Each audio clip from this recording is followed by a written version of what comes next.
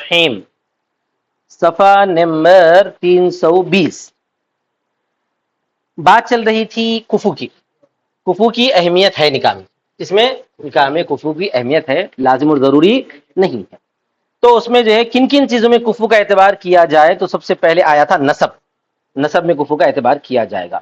تو اس میں چند وضاحتیں کرے کہ قریش بعض بعض کے نسب ہیں، اور جو ہے عرب بعض بعض کے خلیفہ ہیں، نسب ہیں وغیرہ وغیرہ۔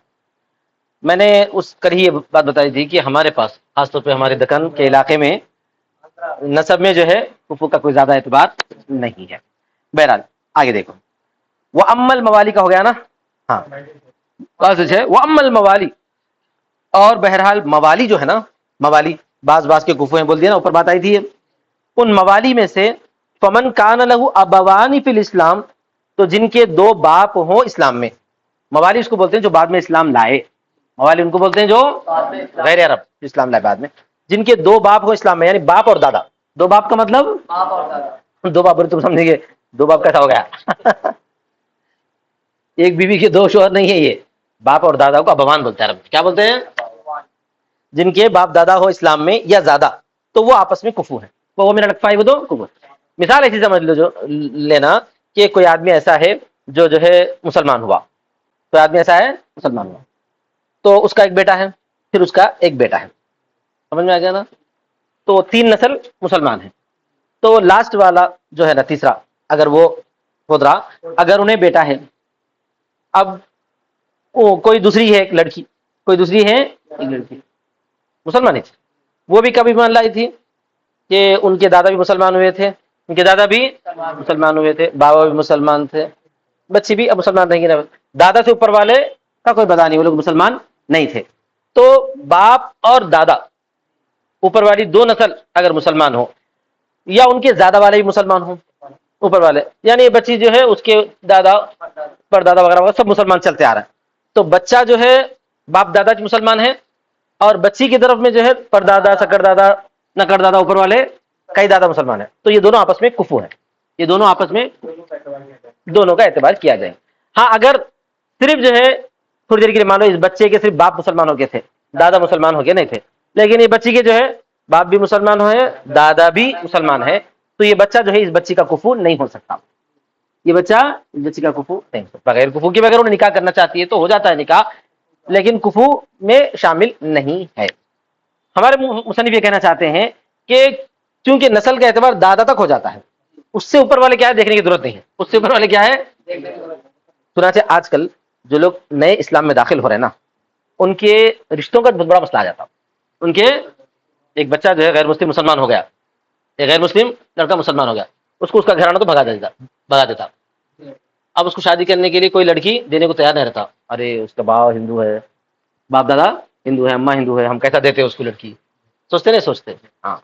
تو ایسے موقع پر وہی کفو کام آ جاتا، اس وقت اس لڑکے کی ذمہ داری ہے، یا اس لڑکے کو جو اسلام میں لائے ان لوگوں کی ذمہ داری ہے ایسی لڑکی کو ڈھونڈنا، ایسی لڑکی کو ڈھونڈنا جس کے بابا مسلمانوں کے ہیں، سمجھ میں آ گیا؟ آسانی سے کفو ہو جاتا، آسانی سے گزار لیتے۔ میں ایسے کچھ احباب کو جانتا ہوں جو ایسے رشتے تلاش کرتے تھے۔ ہمارے محلے میں ایک صاحب تھے، سافٹ ویئر کی کمپنی چلاتے تھے، ابو بکر صدیق ان کا نام ہے، ان کی کمپنی کا نام ہے بسم اللہ، کیا نام رکھے انہوں؟ بسم اللہ۔ انہوں اسلام لائے تھے، ان کے بھائی اسلام لائے، اور ان کے ذریعے جو ہے کئی لوگ اسلام میں داخل ہوئے۔ اللہ تعالیٰ میرے کو بھی توفیق دیا کہ ان کے پاس ایک صاحب اسلام لا رہے تھے، تو ان کو میں کلمہ پڑھانے کے لیے پہنچا تھا، کلمہ شہادت اور کلمہ توحید پڑھانے کے لیے۔ تو ان کی اہلیہ بھی ایسی تھے جو ہے بعد میں اسلام لانے والوں کی بیٹی ہے۔ اسی طرح پر اور بھی کئی انہوں جو ہے رشتے لگائے، کئی لوگوں کو اسلام میں داخل کروائے کوششوں سے، ادھر لڑکا مسلمان ہوا، ادھر لڑکی بھی تھی جو خود مسلمان ہوئی، یعنی تو اس کے والد مسلمان ہوئے یا اس کی ماں مسلمان ہوئی، ایسی بچیوں کو جو ہے جوڑ دی، بہت آسانی سے گزر بسر ہو رہا۔ اب وہ ڈائریکٹ جو ہے پرانے قدیم مسلمان گھرانے میں بچی وہاں کی بچی کو تلاش کر کے لا لیے، تو کفو کا مسئلہ جو ہے پیدا ہو جاتا اور بہت بڑے مسائل۔ اب دیکھو، ومن اسلم، اور جس کے دو باپ ہوں، یعنی باپ دادا ہوں اسلام میں یا زیادہ، تو وہ کفو میں سے ہیں، یعنی اس کے لیے جس کے لیے اس میں کئی باپ دادا ہوں۔ کئی باپ دادا کا مطلب ہے کہ باپ دادا پردادا اوپر تک۔ ومن اسلم بنفسہ، اور جو خود اسلام لائے، او لہو ابن واحد، فی الاسلام، یا اس کا ایک باپ ہو اسلام میں، یعنی صرف باپ ہو، ایک باپ ہو مطلب صرف باپ ہو اسلام میں، تو وہ کفو نہیں ہے. لا یکون کفوا لمن له ابوان فی الاسلام، وہ کفو نہیں ہے اس کا جس کا باپ دادا ہو اسلام میں. کیوں یہ سب کیوں کہتے ہیں نا؟ لأن تمام النسب بالابی والجد، اس لیے کہ تمام نسب باپ اور دادا پہ پورا ہو جاتا ہے. سمجھ میں آ گیا؟ وابو یوسف الحق الواحد بالمثنى، اور ابو یوسف نے ایک کو دو کے ساتھ ملحق کر دیا ہے. سمجھ میں آ گیا؟ ایک بھی دو کے ساتھ ملحق کر دیا، یعنی باپ بھی اگر مسلمان ہو گئے تو وہ دوسرے والوں کے ساتھ شامل ہو جاتا کفر میں، جیسا کہ وہ ان کا مذہب ہے. تعریف کے بارے میں، تعریف کے بارے میں مطلب یہ کہ انہوں موالی یا جو ہے جدید مسلم اور قدیم مسلم کی تعریف کرتے ہوئے یہی بولتے ہیں. صرف بچہ مسلمان ہو تو اس کو نو مسلم بولیں گے، لیکن اس بچے کے ساتھ اس کا والد بھی مسلمان ہو گیا تو نو مسلم کی کیٹیگری میں نہیں آتا انہیں، بلکہ کس میں آ جاتا ہے انہیں؟ قدیم مسلمان ہی کے اس میں آ جاتا ہے. ومن اسلم بنفسه لا يكون كفوا لمن له اب واحد في الاسلام، اور جو آدمی خود مسلمان ہوا نہیں ہوتا ہے کفر اس کے لیے جس کا ایک باپ ہے اسلام میں. یعنی ایک بچہ خود مسلمان ہوا اور دوسری لڑکی ایسی ہے کہ انہیں خود نہیں ہوئی، اس کے بعد والد مسلمان ہوئے تھے، تو حالات کے اعتبار سے تو ہو سکتا آسانی سے، لیکن وہ اس کی کفو میں تو نہیں آتا. بول رہے ہیں کیا بول رہے ہیں؟ کفو میں نہیں آتا. آیا سمجھ؟ اب اس لڑکی کے لیے کفو کون لڑکا ہے؟ جس کے باپ دادا دونوں، یہ جو خود مسلمان ہو اس کے باپ مسلمان ہونا. ٹھیک ہے آگے دیکھو. لأن التفاخر فيما بين الموالي في الاسلام، اس لیے کہ فخر موالی کے درمیان اسلام سے ہوتا ہے. اچھا یہ جو ہے اصل میں اسلام فخر کی چیز ہے. موالی یعنی جو بعد میں مسلمان ہونے والے ان کو موالی بولتے ہیں. وہ لوگ جو ہے تفاخر کس میں کرتے تھے؟ میں مسلمان، میرا باپ دادا مسلمان، میں 3 نسل سے مسلمان ہوں، تو اس طرح پر کیا کرتے تھے وہ لوگ؟ فخر کرتے تھے. اسی وجہ سے جو صرف مسلمان ہوا اس کو فخر کم رہتا بنسبت اس لڑکی کے جو خود مسلمان ہے اور اس کا باپ بھی مسلمان تھا. آیا سمجھ؟ والکفایۃ فی الحریۃ نظیرها، اور آزادی میں کفایت بھی اسی کی مثال ہے. آزادی میں کفایت کا مطلب یہ کہ مثلا یہ کہ غلام خاندان چل رہا تھا، ان میں سے کوئی آزاد ہوا، یہ تو ایک خود لڑکا آزاد ہوا، یا یہ کہ اس کے باپ آزاد ہوئے تھے. اب باپ کی آزادی کا مطلب ہے کہ آزاد آدمی کو پیدا ہونے والا بچہ بھی آزاد. اچھا میں ایک بات بولوں، یہاں ہمارے جو علاقے میں ہے نا، ہمارے جو علاقے میں شیخ جتنے لوگ کہلاتے ہیں ہم لوگ، وہ سب کے سب، خیر ہم تو خاندان کے اعتبار سے ہزاری ہیں، شیخ نہیں ہے، مگر ہزاری کا لفظ ہم چھوڑ دیے تو کیا ہو گیا؟ شیخ میں گن لیے گئے، شیخ ہو محمد ہو.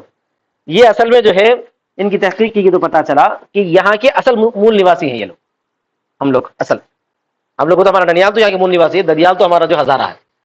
تو مول نواسی کا مطلب یہاں کی جو اصل دراوڑین ہے قوم، یہاں کی اصل جو دراوڑین قوم ہے وہی ہے جن کو جو ہے یہاں کے مول نواسی بولتے ہیں. جو ہے گندمی رنگ کے ہوتے ہیں، ایک دم گورے نہیں ہوتے، ایک دم گورے نہیں ہوتے. دراوڑین کیسے رہتے ہیں؟ گندمی ہوتے ہیں. تو یہاں کے یہ لوگ کیا ہیں؟ مول نواسی اصل ہیں. تو یہ اصل کون تھے معلوم؟ یہ اصل کون تھے؟ یہاں کے جو قدیم زمانے کے دلت طبقات ہیں نا، وہی لوگ ہیں. ہم لوگ وہی ہیں. ہندوستان کے جتنے مسلمان ہیں ان میں سے 92% ایسے ہیں جو یہاں کے اصل مول نواسی ہیں. آیا سمجھ میں؟ پورے ہندوستان بھر کے کتنے؟ 92% ایسے ہیں جو یہاں کے مول نواسی ہیں. راجستھان میں کوٹا ایک شہر ہے، وہاں ایک بہت بڑی یونیورسٹی ہے، اس کا نام جو ہے Birla institute of technical sciences کچھ ہے، وہ بٹس پلاننگ بولتے ہیں. وہاں بٹس کے جو ہے ایک جو ہے ٹیم تھی لیکچررز کی اور اسٹوڈنٹس کی. وہ ٹیم جو ہے پورے ہندوستان میں گھوم گھوم کے جو ہے لوگوں کے سیمپل جمع کر کے اس کا ایک ڈاٹا تیار کری، اور وہ ڈاٹا بہت زیادہ اہمیت والا ہے. اس کے اندر وہ لوگ یہ ثابت کیے کہ ہندوستان میں رہنے والے مختلف مذاہب آخر ہے کہاں کے. تو تلاش کرے تو پتا چلا کہ یہاں کے جو دلت طبقات ہیں وہ تو 100% یہیں کے، وہ لوگ 100% یہیں کے. اور جو مسلمان ہیں ان میں سے 92% یہاں کے ہیں. اور جو تمہارے ہندو ہیں کتنے ہیں معلوم ہے؟ صرف یہاں کے 30% ہیں. ہاں بقیہ پورے باہر گئے سو آرین ہے، بقیہ پورے آرینس ہیں. آیا سمجھ میں؟ اور حکومت کس کی ہے؟ انہیں کی ہے، دلتوں کی نہیں ہے. حالانکہ اصل مول نواسی کون یہاں کے؟ دلت ہے. اب مسلمان یہاں کے کیسے ہوئے؟ ہمارے باپ دادا اسلام لائے سو ہے یہیں پہ، ہمارے باپ دادا یہیں پہ اسلام لائے سو. کسی کی 10 نسل پہلے، کسی کی 11 نسل پہلے، 12 نسل پہلے اسلام لائے سو ہے. آیا سمجھ میں؟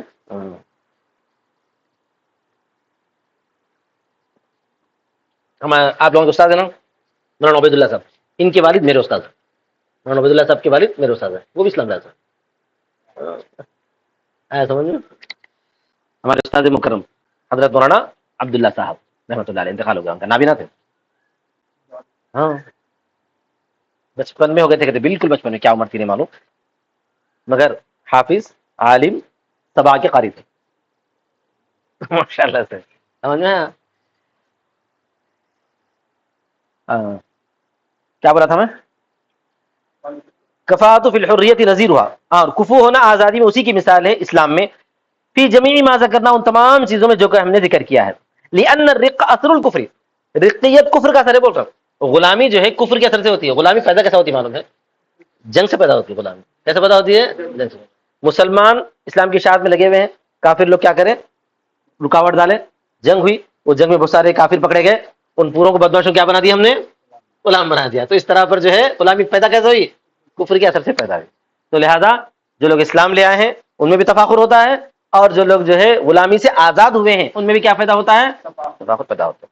اب بعد میں وہ لوگ مسلمان گھرانے میں رہتے مسلمان ہو جاتے، وہی غلام کیا ہوتے بعد میں؟ اخلاق وغیرہ دیکھتے.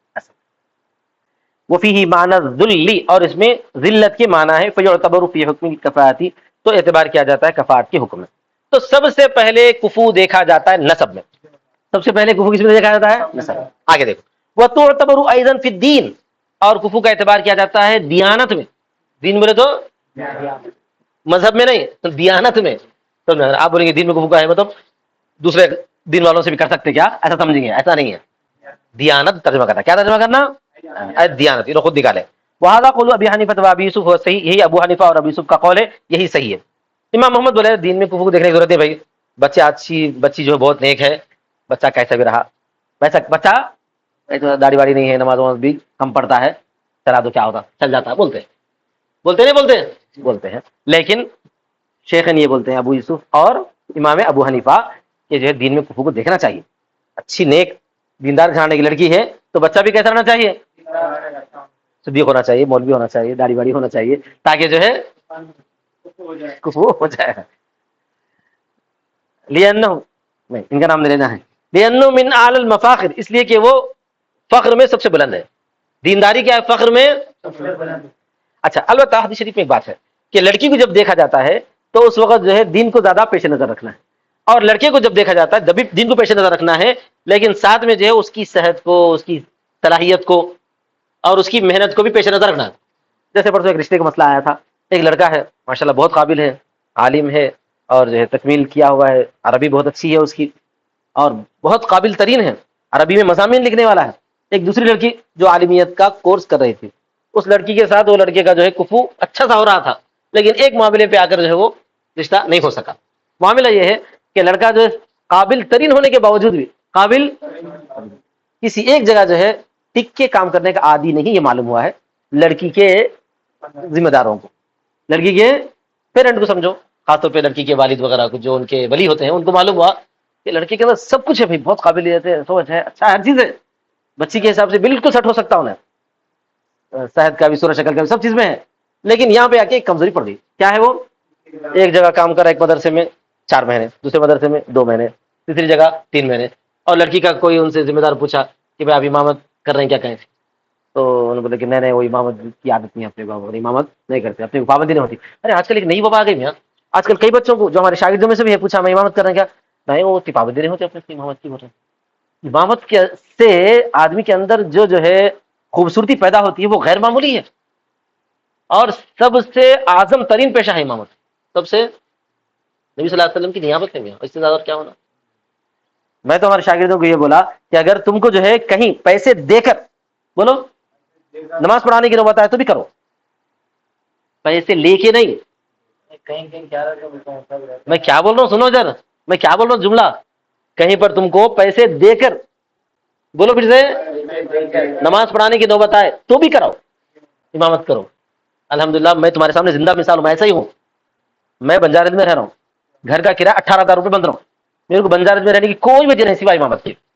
بولو بنجارے میں رہنے کی کوئی وجہ نہیں. الحمدللہ میرا ذاتی مکان ہے، اللہ کا دیا ہوا چھوٹا سا سلیمان نگر میں، رہ سکتا ہوں میں جا کے وہاں پہ. بنجارے میں رہ رہا ہوں کیوں؟ صرف امامت کے خاطر. مسجد سے تنخواہ کتنی مل رہی ہے معلوم ہے؟ 9,000 روپے. کتنی مل رہی ہے؟ 9,000. بقیہ 9,000 روپے میں اپنے جیب سے ڈال کے پابندی سے نماز پڑھا رہا ہوں، اللہ گواہ ہے. اگر میرا سفر نہیں ہوا کہیں ادھر ادھر، اگر میرا ادھر ادھر کہیں سفر نہیں ہوا تو مہینوں برسوں میری فجر کی نماز ناغا نہیں ہوئی، برسوں اور یہ میرا امامت کا کون سا سال ہے؟ 27واں سال ہے، یا میں کسی کی عمر بھی نہیں ہوتی سوائے ان کے سمجھ میں؟ شروع سے یہی عالم ہے، جب تک میری جو شادی نہیں ہوئی تھی اس وقت تک جو میں امامت کے پیسے لے کے نماز پڑھا رہا تھا، شادی ہونے کے بعد سے پیسے دے کے نماز پڑھا رہا ہوں 27 سال سے۔ آیا سمجھ میں؟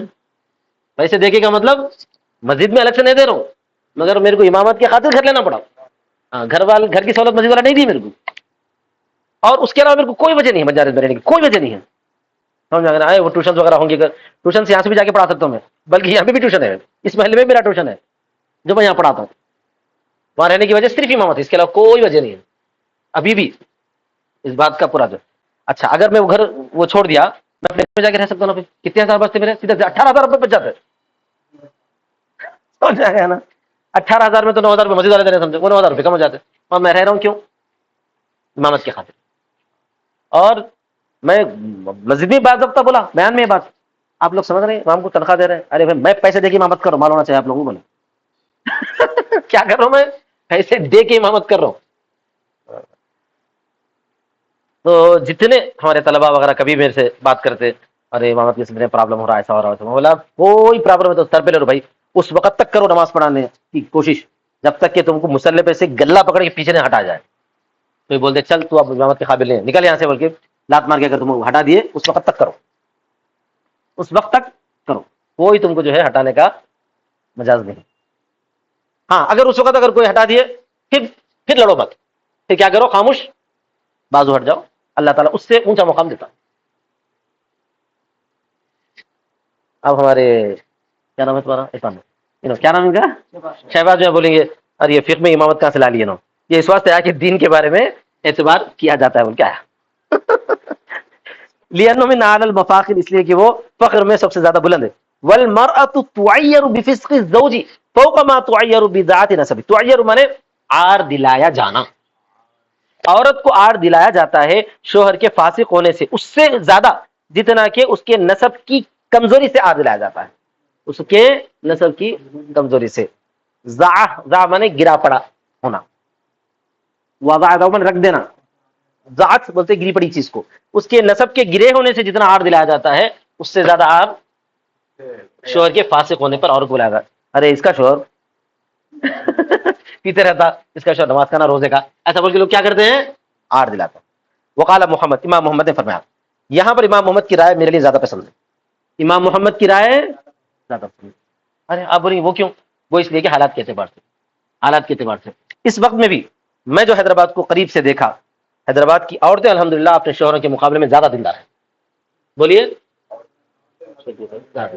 اور عورتوں کے دینداری کی نشانی ہے کہ وہ عورتیں جو صبح صبح جلدی اٹھتی ہیں، خود تیار ہوتی ہیں، شوہر کو تیار کرتی ہیں، بچوں کو تیار کرتی ہیں، بچوں کو اسکول کو بھیج کے خود آفس کو جاتی ہیں کام کرنے کے لیے، اس سے زیادہ دینداری کا اور کیا معیار ہے بھائی؟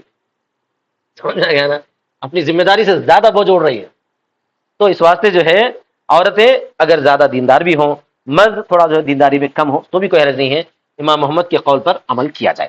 وقال محمد، امام محمد نے فرمایا کیا ہے؟ لا یعتبر، اعتبار نہیں کیا جائے، یعنی اس کی دینداری کا زیادہ اعتبار نہیں کیا جائے۔ اگر کوئی آدمی داڑھی والا نہیں بھی ہے، کوئی عالمہ بچی جو ہے سے رشتہ ہو رہا ہے، کر دو، کچھ نہیں ہوتا انشاءاللہ، اللہ تعالیٰ جو ہے اس بچی کی برکت سے یا اس کے پیٹ میں پیدا ہونے والے بچے کی برکت سے اللہ تعالیٰ اس کو بھی توفیق دے دے گا، انہیں بھی داڑھی چھوڑیں گے، ہوتا نہیں ہوتا ایسا؟ میرے سامنے آئے بہت سارے مسائل، میں بول دیا دے دو بھائی، کچھ نہیں ہوتا اس کو۔ ہاں حد سے زیادہ اگر بے دینی ہے تو وہ الگ بات ہے، حد سے زیادہ بے دینی ہے، خوب پیتا انہیں رات رات باہر رہتا کرتا، وہ تو بہت بے وقوفی ہے، وہ تو بہت بے وقوفی، پورا دینداری کے معیار پہ تولنا ممکن نہیں ہے نا بھائی۔ ہاں یہی سب سے بڑی وجہ ہے، کیونکہ آج کل جو ہے بچی کے رشتے کا جو وقت ہے نا، سے پہلے بولا میں، چاہے وہ 20 سے 25 کے بیچ میں سے، بلکہ 20 سے بھی پہلے، 18 سے 22 23 تک، اس وقت سے اگر چھوٹ گیا رشتہ اس وقت کا، پھر جو ایک ایک دن اس کے لیے ایک سال سے بھاری ہو جاتا۔ ہمارے ایک جاننے والے ہیں، بلکہ ہمارے شاگرد ہیں جن کو میں ہدایہ پڑھایا، انہوں یہ پڑھ کے کر کے جو ہے بہت خوش ہوئے تھے، انہوں نے ایک مثال لکھے، مجھ سے شادی کرو گے، ان کی ایک افسانہ لکھے، مجھ سے شادی کرو گے، افسانہ. وہ افسانہ اتنا عالیشان لکھے، انہوں نے پڑھ کے سنایا میرے کو خود اپنی زبان سے، بہت غیر معمولی. اس میں ہر حیدرآباد کے تقریباً گھرانوں کا حال ذکر کیا گیا. ایک خاتون ہے جس کا بیان کیا افسانے میں. افسانہ کیا کہانی رہتی، مگر افسانہ کی کوئی نہ کوئی بنیاد ضرور رہتی ہے. افسانے کی حقیقت وہ ایک واقعہ رہتا، اس واقعے کو کہانی کے روپ میں جو ہے بیان کرتا ہے افسانہ نگار. اسی وجہ سے دنیا کا سب سے کامیاب افسانہ نگار کوئی گزرا ہے، اس کا کیا نام تھا؟ سعادت حسن منٹو. کیا نام تھا؟ حسن منٹو. اس نے جو ہے بہت سارے فحش افسانے لکھے، انتہائی گندے گھٹیا افسانے. تو لوگ اس کو بولے کیسا بیوقوف انسان ہے، کتنا گندے افسانے لکھائے نے، ایسا بیوقوف ہے وہ ہے یہ. تو نے جواب میں کیا بولا؟ اگر کوئی مجھے گالی دیتے ہے تو وہ